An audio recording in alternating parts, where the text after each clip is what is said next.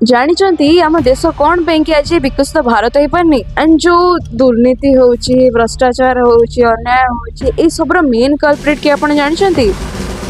ମୂଷା।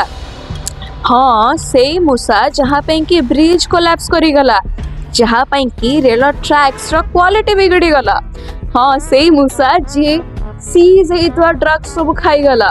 एंड सेई मूसा जे हॉस्पिटल रो थिबा मेडिसिन्स गुड़ाक एपट सपोर्ट करदेला। काली को जदि न्यूक्लियर प्लांट रे भी किछ एपट सपोर्ट हे गला सेतेबेले माने कहिबे कि मूसा माने ही यूरेनियम नेकी पळेथिले। जति कि जिंसो मु एठी कहूची सेटा सब मो वर्ड्स न प्रॉपर आर्टिकल्स अछि and that to with proper investigation कारण तंग इन्वेस्टिगेशन टीम ही कहिछि कि हां मूसा माने तो सब करूछंती। Jokes aside it's nothing but the failure of our system कारण जति सब नाटर गोवर्धन मूसा ताल ताको हटे के दिया जाउनी।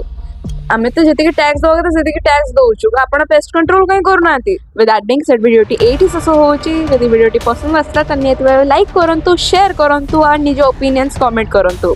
जय जगन्नाथ।